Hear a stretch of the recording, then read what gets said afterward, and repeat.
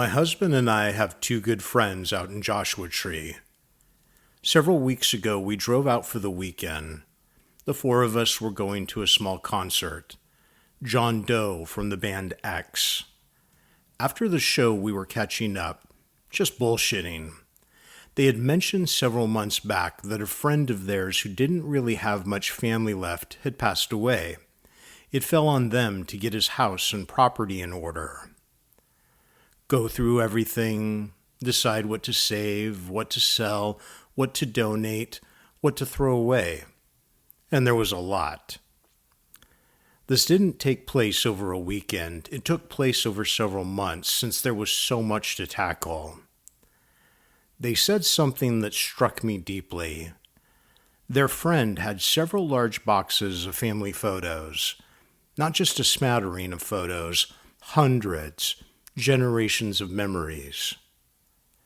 Their friend left very clear instructions about the photos, which was a bit strange since there really weren't many instructions or requests made. He was adamant that all the photos, all of the physical memories of his time, his family, his history, be burned. He did not want them to end up at a garage sale or a swap meet or storage unit somewhere out in 29 Palms. He wanted to control the outcome, even if that outcome was erasure. Understandably, they said they struggled a bit with the request, so they kept a few for themselves. Frozen moments too beautiful to destroy. But they ultimately honored his request. A fire pit, an unusually warm spring evening, and embers burning bright before slowly going dark, carried away on the wind. Welcome to The Art of Clarity, a podcast about creativity, the nervous system, and the strange ways the modern world competes for our minds. I've mentioned in past episodes that I'm 57 years old.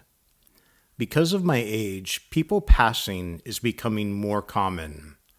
My dad and stepmom, a fellow hypnotherapist who actually lives just down the street, my husband's best friend, a co-worker who I had a complicated relationship with, and more, friends of friends. Someone I used to know years ago, now seeing on social media that they are no longer with us. It's a constant at this stage in my life. But the thing I find interesting is that while I'm scrolling through the contacts in my phone, clearing out old numbers, people who no longer matter, doctors I haven't been to in 20 years, when I come to one of those who've passed, I always pause. Mid-reaction, I'll pause. I'm in the rhythm of deleting, and I have to catch myself. Then a strange feeling of loss and guilt washes over me, and I pass them by untouched. And it's not just me. I've heard other people bring this up as well. They just can't bring themselves to delete contacts of those that are no longer with us. And don't even get me started on old voicemails. Which brings me to something else I've always found fascinating. You can watch a gangster film, an action movie, or horror film. People getting taken out left and right. It's like watching a video game. Most films don't even use practical effects anymore. The ultraviolence is often completely computer-generated now.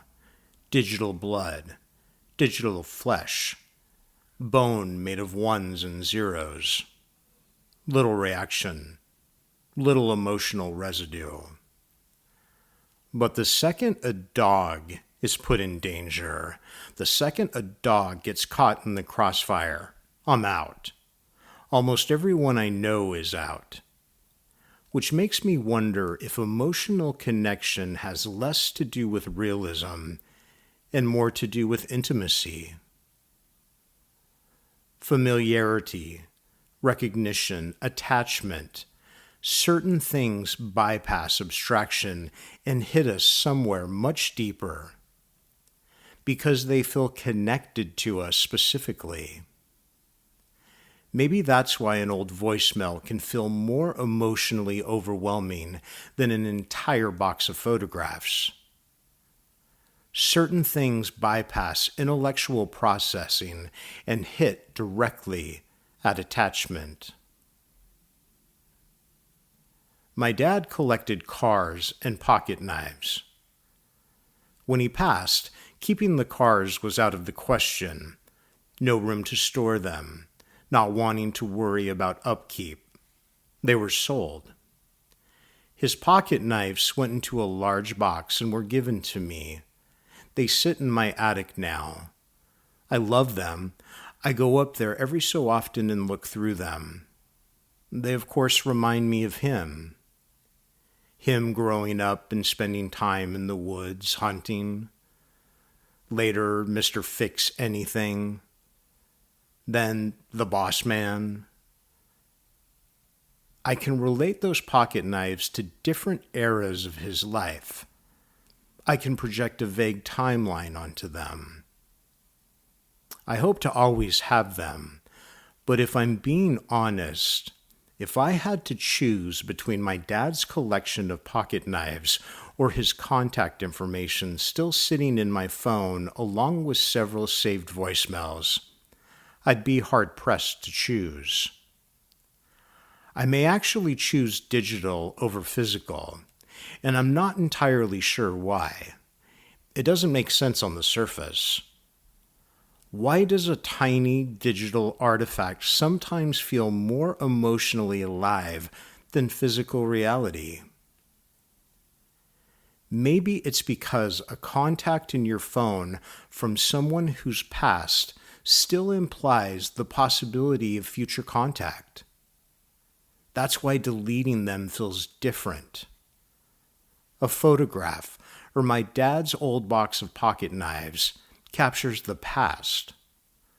A phone contact subconsciously implies the future. Even when I know deep down there will never be another call, some part of me still resists letting go of the possibility. A photograph quietly says, "This happened." A contact in your phone quietly says, "This person still exists somewhere in your world." Their name is still there. Their number is still there. That structure of connection still exists. Delete the contact, and suddenly you are acknowledging something final. Not memory, finality. That's why we hesitate.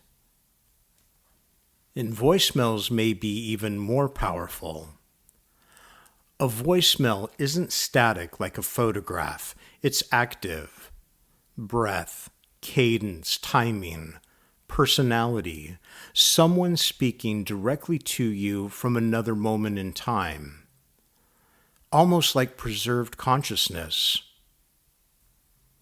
Even more so than a VHS tape or old video of someone you love no longer here. Video, moving image, often feels archival, ceremonial, historical. It's something you visit. But a contact or voicemail exists inside the active operating system of our current life. Your phone is intimate. It's immediate. You use it daily. It's active, almost alive. You carry it everywhere. You touch it constantly. It's where your present-day relationships live. A VHS tape says, "This was."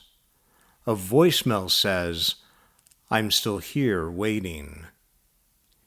Even if rationally we know that isn't true, voicemails tend to be more casual, unguarded, personal, intended specifically for you.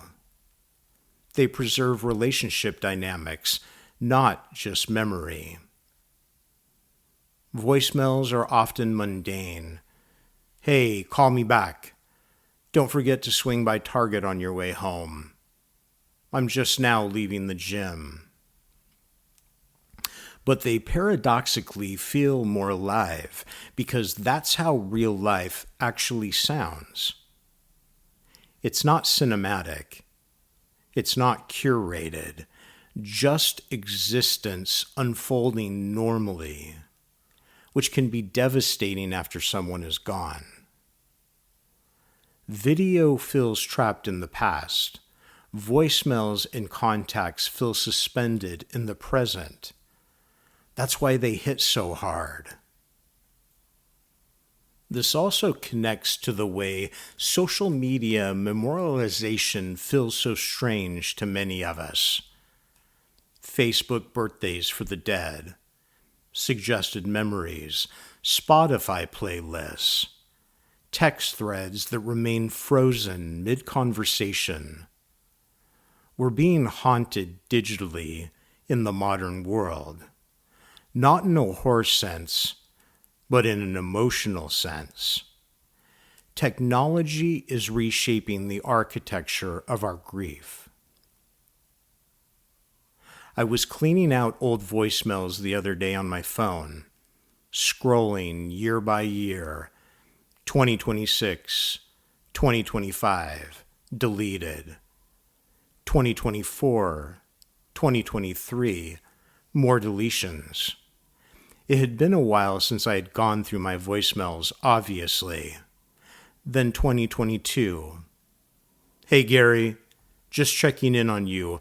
Call me back and let me know you're doing okay. Bye. A saved message from my dad. I read the transcript, but I couldn't bring myself to listen to the actual voicemail. But it's comforting to know it's there when I'm ready. This is Gary Naccarato, and this has been The Art of Clarity. Thanks for listening. If any of this resonated, feel free to share it or pass it along. To learn more about my work or to get in touch, you can find me on my website. I'll see you next time.